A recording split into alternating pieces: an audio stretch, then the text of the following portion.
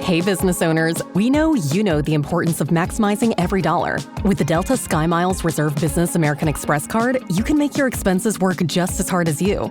From afternoon coffee runs to stocking office supplies and even team dinners, you can earn miles on all your business expenses. Plus, you can earn 125,000 bonus miles for a limited time through October 29th. The Delta SkyMiles Reserve Business Card. If you travel, you know. Minimum spending requirements and terms apply. Offer ends October 29th, 2025.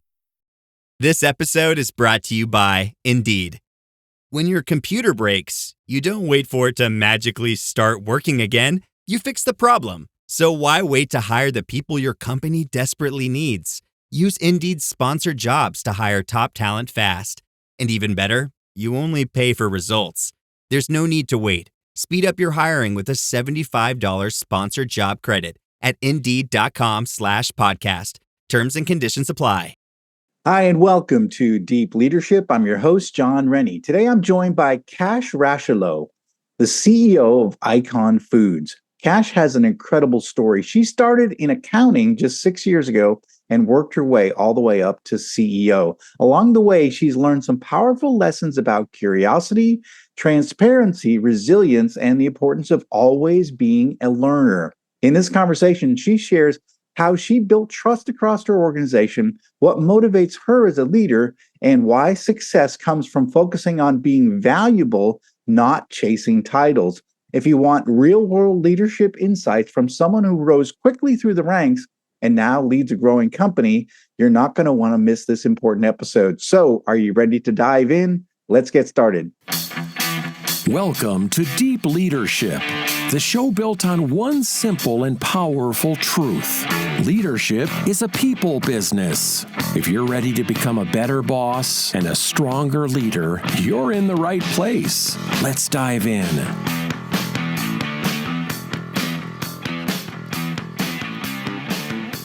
Today, I'm joined by Kash Rocheleau. Kash is the CEO of Icon Foods, which specializes in supplying the health food industry with natural alternatives to sugar. She has a strong background in finance, accounting, and legal matters such as acquisition negotiation, trademark applications, and regulatory compliance. That's in the 6 years at Icon Foods, she moved from working in accounting to become the CEO. Now I'm excited to have her on the show to learn from her leadership experience and how she successfully managed her career. So Kash, welcome to the show. Oh, thank you so much for having me.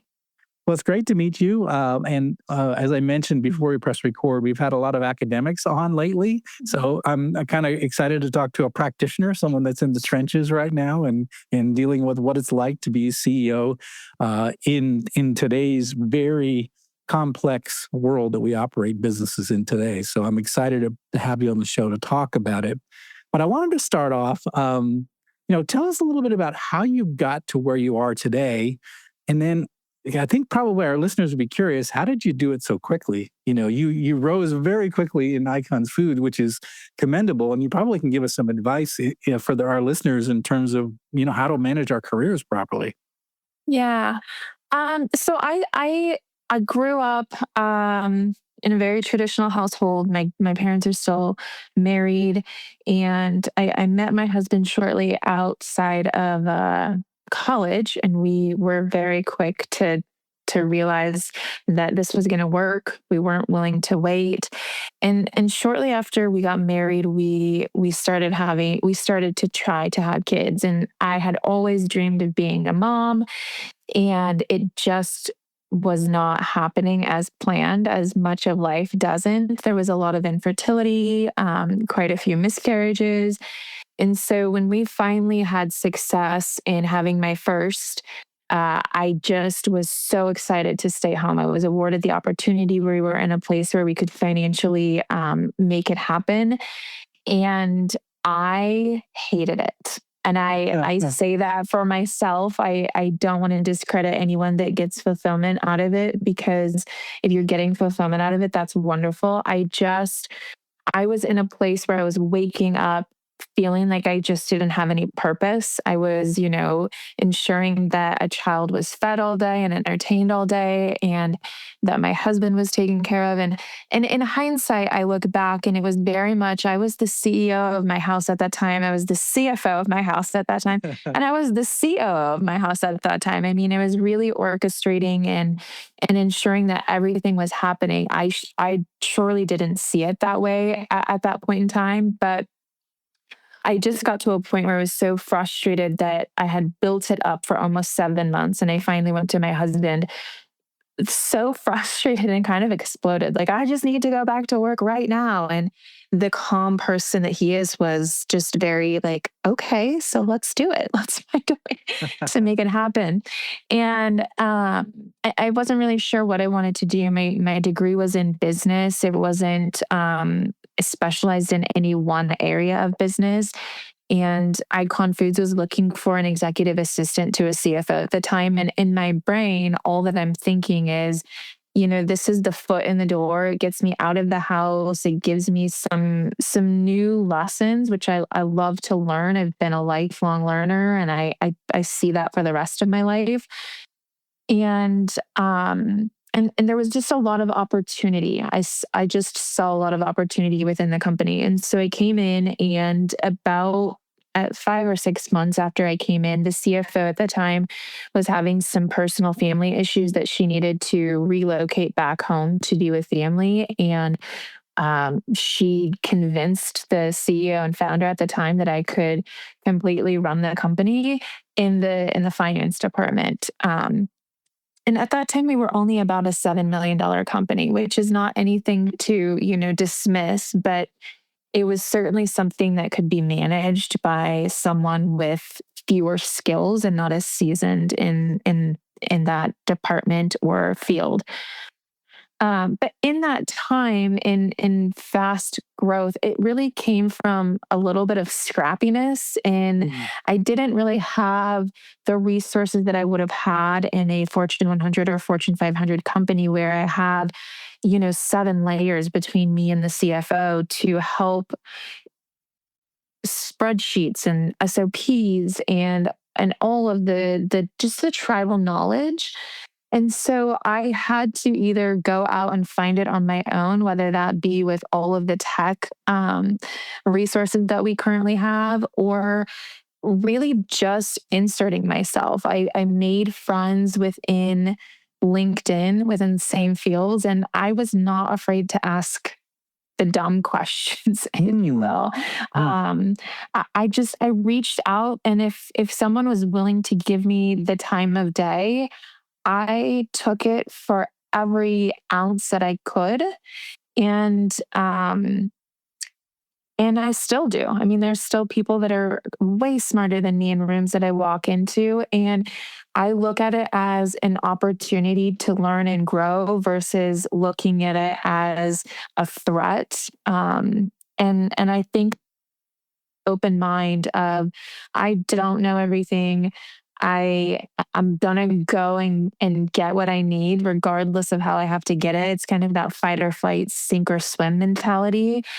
You elevate quickly. You learn things that you never thought you would have learned. And in that, I had people that gave me the why behind something. It wasn't just, well, at the end of the month, you have to reconcile the bank accounts. There was a deeper meaning into why we do this, which really opened my brain to wanting to learn what's going on in the business and all of the cogs that go into making this machine work. And so while I'm learning everything I can in this finance and accounting area, I also took it upon myself to learn, the type of customers that we work with, the customers that we do the most business with. Why do we do that? What are they taking? I went out on the warehouse floor and I learned the production process, why we process things the way we do. And so I think there were a lot of things that helped propel my career really quickly, that desire to learn and grow, but also the vulnerability in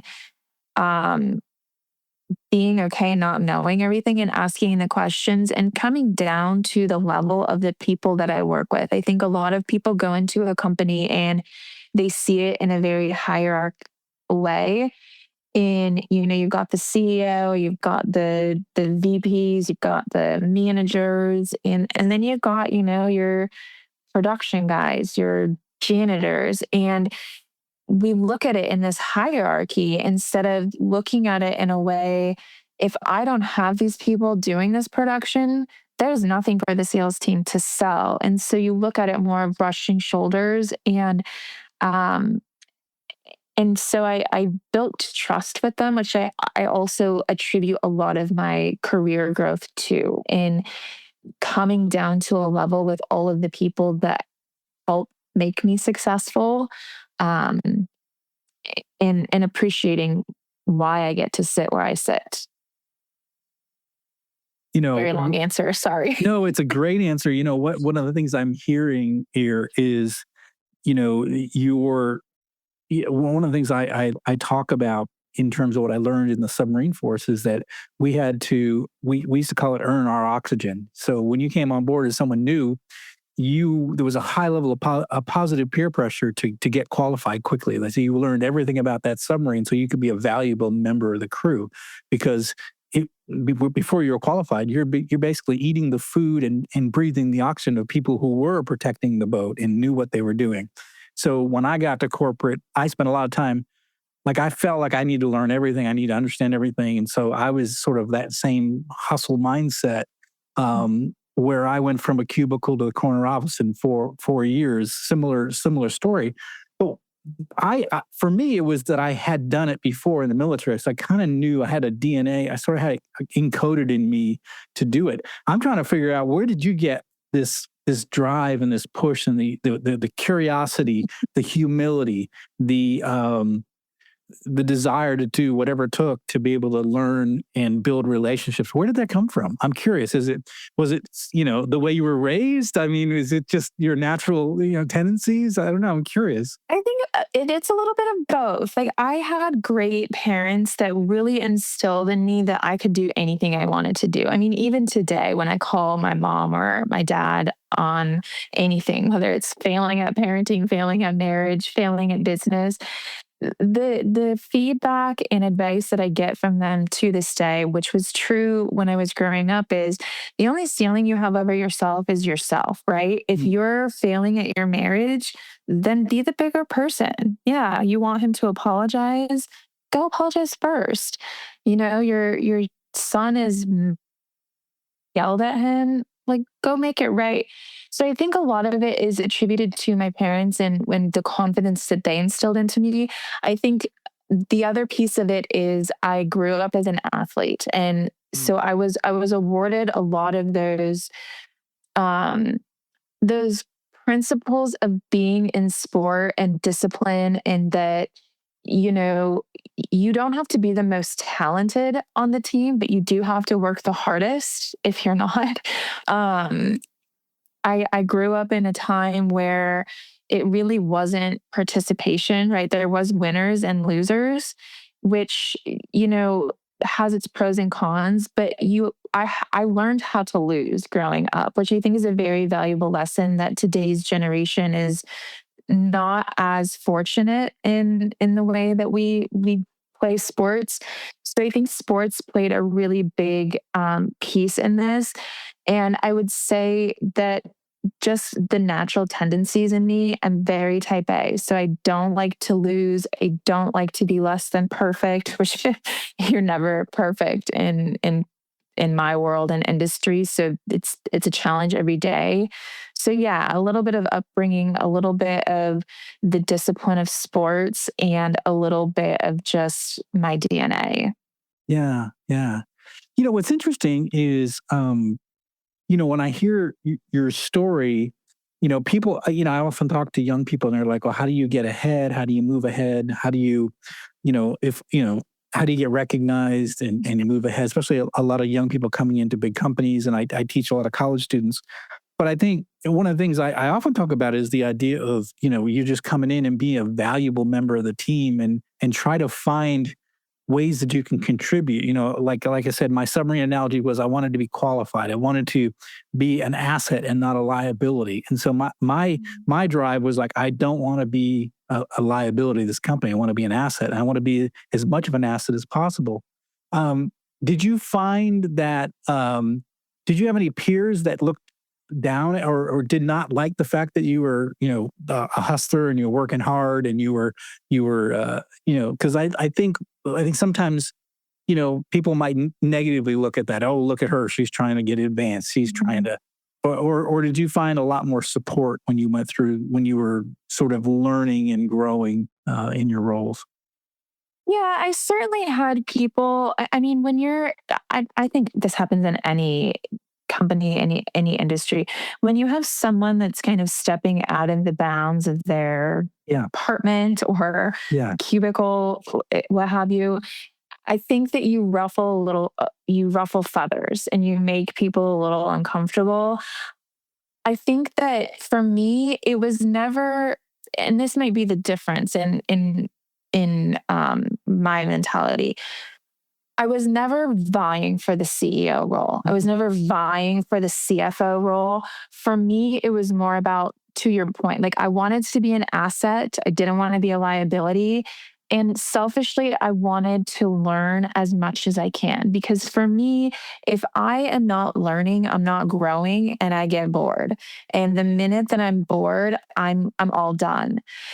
And so of course, as I was kind of going through the motions of like, well, why do we need to know depreciation of assets? Can you show me these assets? And I walked the floor and learned how these assets work and why we're depreciating them. And so in the learning, it was certainly making people uncomfortable in, why is she out on the floor? Or when I'm trying to understand why are we selling so well to this customer, but not this customer, it forced me to get in and look in the CRM. Like, what were those communications? What was the difference between A and B? And so it certainly made, sales reps uncomfortable. Why is she doing this? She doesn't have any business. She's supposed to be doing. So I would say that I didn't have anyone really like tearing me down, but I think their negativity or what people would perceive as negativity was more insecurity. We'll be right back after a quick word from our sponsors. Leadership is a people business, and for men, real growth happens in the company of other men who push you to be better. Cadre of Men is a force multiplier for men who want more from life, more strength, more connection, and more purpose. I'm proud to be a member of this group. Right now, Cadre of Men is totally free. Ignite your fire with weekly Zoom forums, raw topical conversations, and powerhouse guest speakers sharpening your edge. Crush quarterly fitness and accountability challenges to forge unbreakable discipline. Unlock full access, deep dive into forums on family, career, fitness, and leadership with men who get it. And for those ready to charge harder, exclusive paid events like first aid mastery courses, team obstacle course battles, and grueling hiking trips that shatter your limit. Cadre of Men is a brotherhood built for men who want to become real leaders in their home, community, and at work. Cadre of Men is a brotherhood built for men who want to become real leaders in their home, work, and community. Join Cadre today.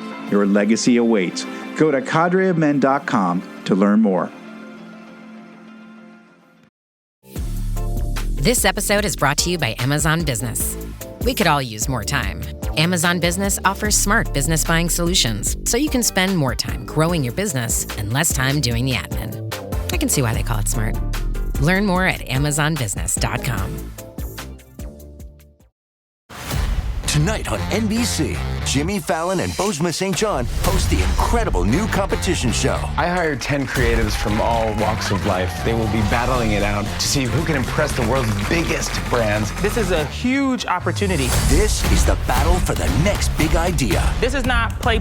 We're spending millions of dollars. I'm so excited to embark on this adventure with all of you. May the best idea win! On Brand with Jimmy Fallon, tonight on NBC.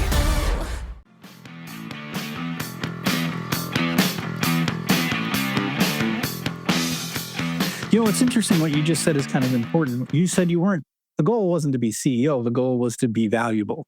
and through working hard to become valuable, you ended up in the CEO position. My wife used to say that you said they're dragging you kicking and screaming up the corporate ladder. And it's like, I just kept getting more and more responsibility. And I wasn't trying to get more and more responsibility. I was just trying to be valuable to the organization. And so it ended up, I got more responsibility and they gave me more things to do. So, because I think, to be honest with you, now as I'm a CEO myself, is like when I see an employee that's like just doing everything they can to learn about the business and trying, and they're curious and they're working hard. Those are the people I'm looking at like, oh, this is a potential future leader in the organization. So now I see it from a different perspective. I see, when I see a young person, working really hard to learn and grow, like I'm taking notice because that's a future leader in my company. So, I see someone like you as like a really valuable part of the team, Yeah. Well, what, just in terms of yourself as a leader, as a person, what's your true motivation? What motivates you? My true motivation is really, again, I'm kind of beating this dead horse, but is really to learn. Like today I'm still learning, and whether it be with things in our organization or things in our industry or um thing within my own role or about myself, I find learning so fascinating. And you learn to be a better person, a better leader, a better, just a well-rounded human being when you're constantly learning. And so for me, the most important thing and the biggest driver is to always be learning. But I would also say giving back. Like when you ask the questions like, what was the goal? It was never to be CEO. I'm certainly grateful, and I am grateful for the opportunity to sit in the CEO role. But the things that bring me the most amount of joy are the reasons that got me there, not getting there. Yeah, I love that. It's interesting because I think, one of the, challenges over the last, I've been writing about leadership issues the past 10 years. And I noticed the people that consume the stuff that I, either write about or the podcast are people that are on a journey that they want to learn and they want to get better. And so for me, I've always said, like, I'm trying to get this message out to the people that, are the bad bosses or that are sort of stagnant in their career. But I think the ones that are learning and are curious and they never stop learning, they're the ones that I think have, that when you recognize that it's a lifelong process to be a leader, a business leader is a lifelong thing. You're never going to achieve, as you mentioned, as far as running operations, it's never perfect. Right? There's always something broken, and there's always something that you feels like you get all the ducks in a row, and then some duck wanders off, and you're like, what happened? We had everything running. So, to me, that's the exciting part of what we do. It's like it's never going to be perfect, but you're always working towards that. And I think that curiosity is I think it's really important for leaders, because I think that's where you're going to continue to grow, and you're going to grow throughout your entire career. Yeah, I love that. So, how would you describe your leadership? What is your leadership like? How you mentioned earlier that you spend time in the warehouse, you get to know people, you build trust. What are some other, examples of the way you lead your team?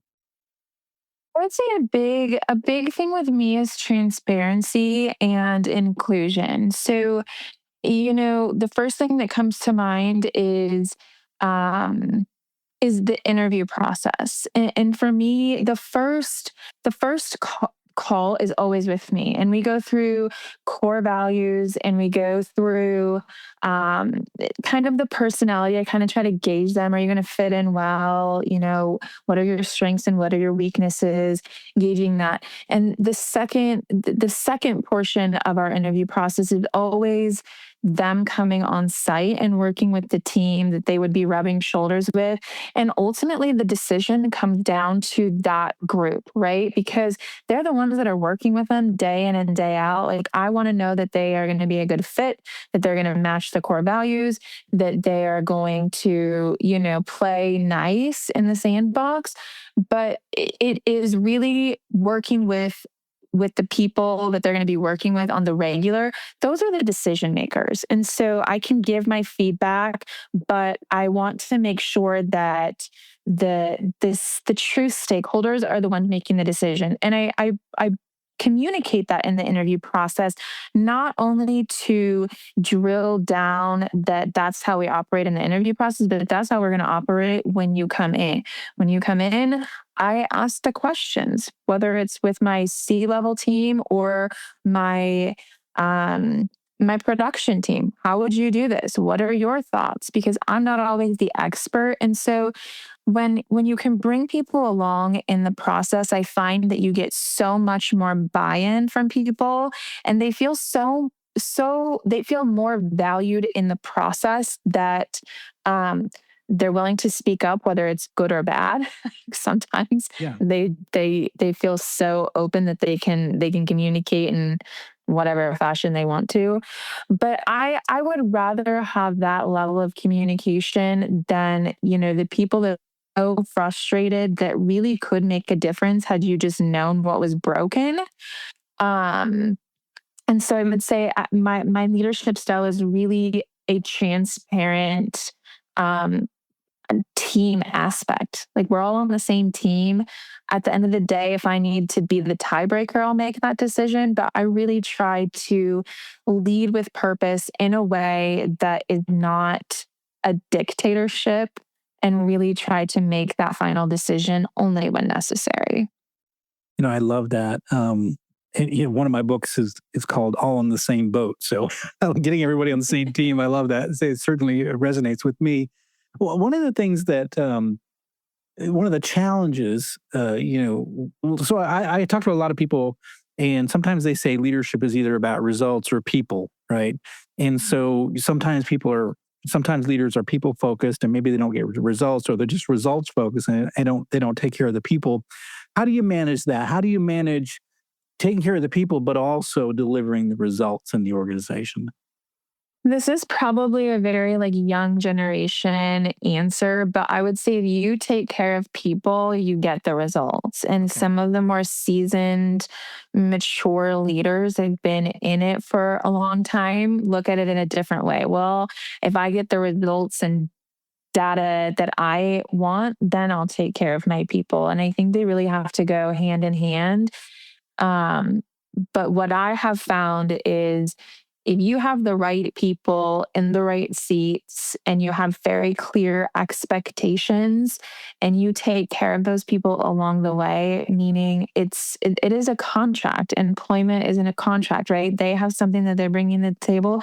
You have something that you've promised. And if one side is not meeting their end of the bargain, there needs to be a conversation. But if you are meeting your end of that contract and you're taking care of them, the results are going to come. I love that. Do you have, do you find yourself, I'd imagine your workforce, there's folks that are on your team that are older than you. And one of the things that I get, a lot of questions I get asked from college students is, especially when I'm teaching at a master's level, they're like, I'm going to be a leader soon. I'm going to have people that are older than me. How do you deal with some of these issues? How did you deal with either be the more experienced or older employees that are working for you, and you being younger? And how did you sort of manage that? I know how I did it, because most of the time I was always the youngest person in the room when I was leader, and now I'm old, so it's fine now. But I call it seasoned. Don't call it old. Call it seasoned. All right, I'm well seasoned. Well seasoned.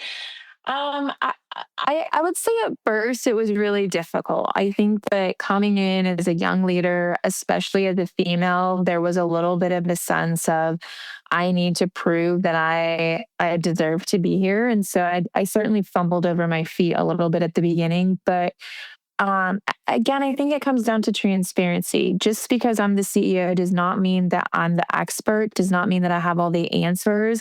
And so coming to the table and saying, you're the expert here, let me hear your thoughts. And also being patient and letting them make their own mistakes. And one example of this that literally just happened today is I have a director of ops, and he was one of the ones that him and I butted heads quite a bit when I first sat in as CEO.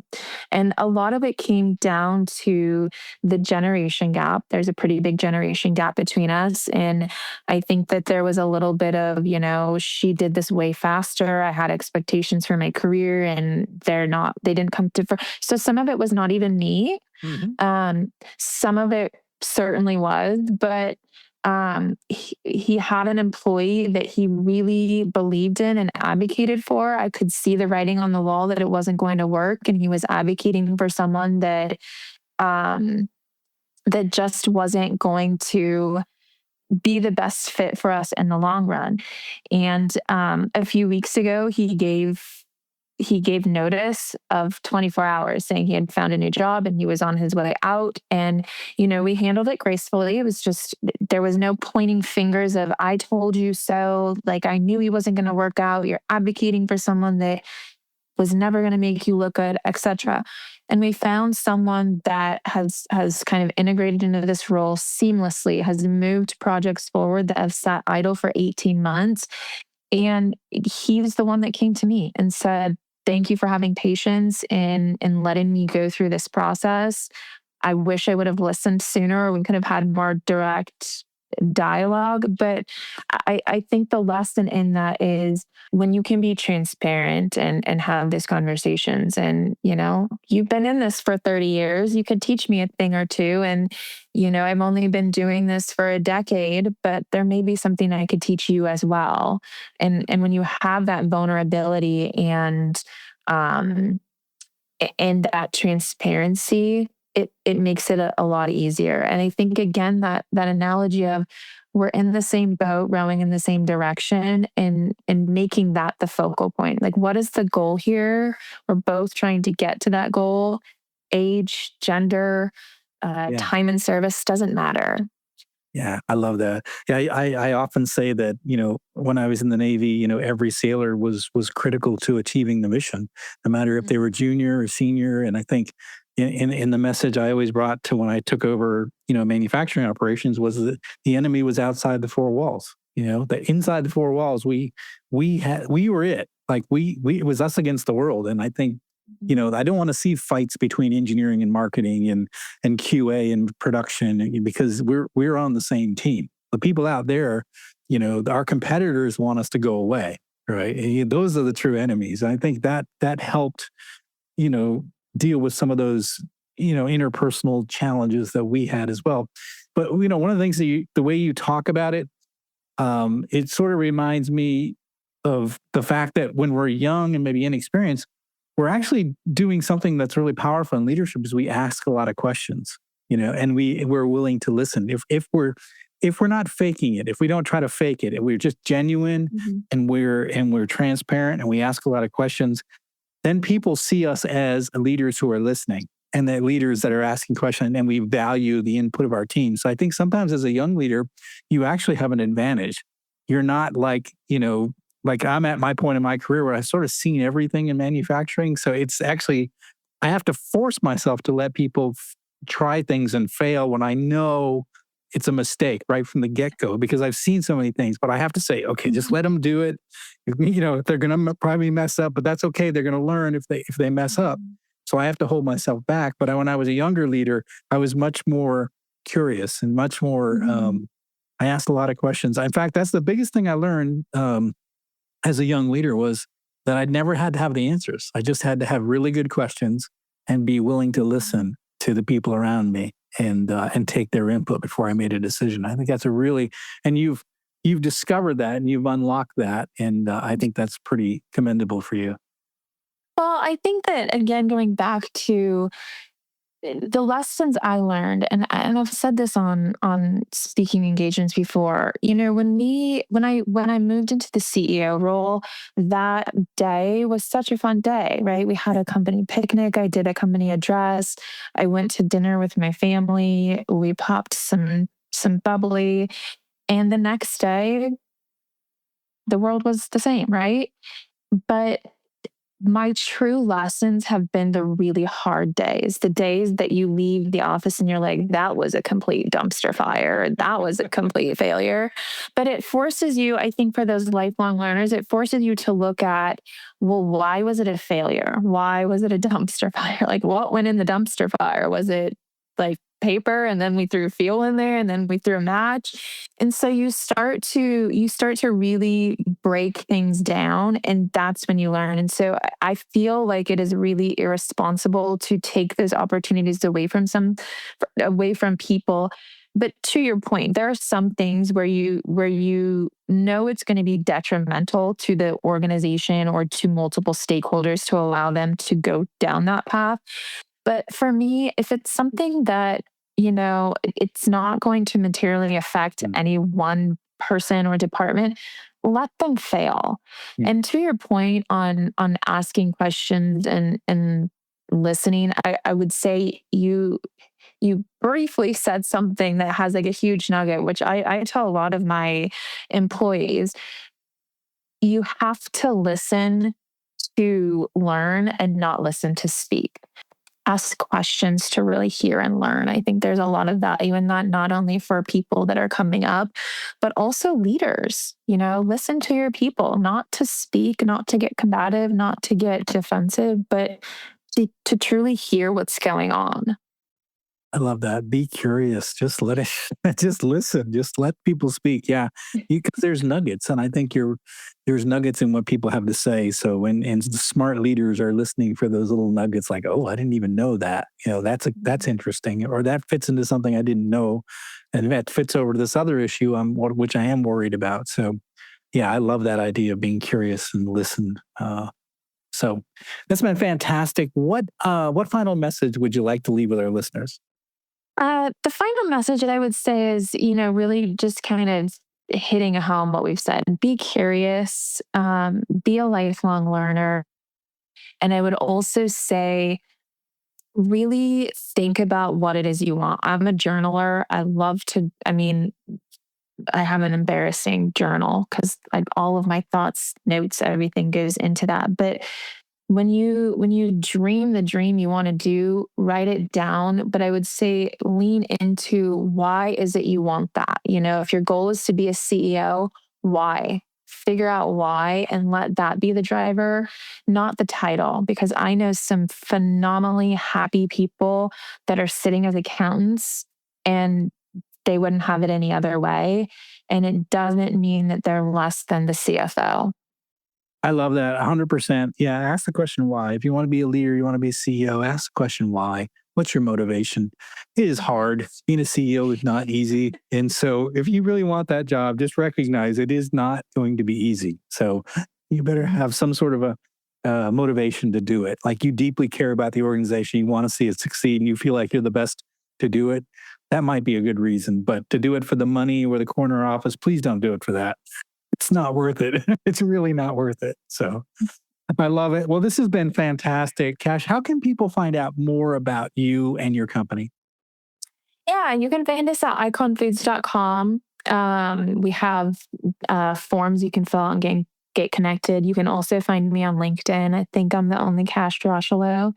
I'm always happy to speak anything, whether it is, clean label sugar reduction or being a leader in today's world or how to grow in a career. I'm always happy to have those conversations.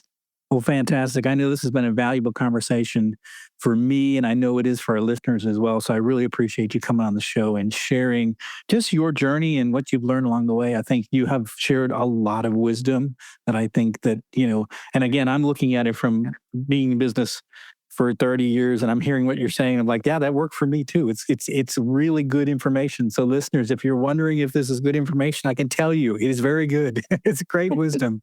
So Kash, I appreciate you coming on the show and sharing your story with us. Of course. Thank you so much for having me. Well, thank you again. Well, that is it for today. Thank you for listening to Deep Leadership. If you like this podcast, please subscribe and share so we can continue to build a world with better bosses. Until next time, this is John Rennie saying take care and lead well. Thank you for listening to Deep Leadership. For more information and updates, please visit our website at johnsrennie.com. Hey Iris, do you think Bram Stoker is the author of this lost Nordic version of Dracula? A whole lot of people, myself included, have been trying to figure just that out. Are they as obsessed as you are? I think it's probably safe to say. Check out the Powers of Darkness podcast from Or Whatever Movies. Available October 2025. Hi, it's me, Flo. Remember me from Ghost Hampton, the podcast? I was secretly in love with Lyle Hall. Well, now I'm dead and loving it. But let's talk about you. If you loved listening to Ghost Hampton, you can now spend the summer in the Hamptons. The original episodes are back, and now new episodes will be dropping every Friday. I may drop in too, just to make Lyle feel guilty. Ghost Hampton, the podcast, is now streaming everywhere.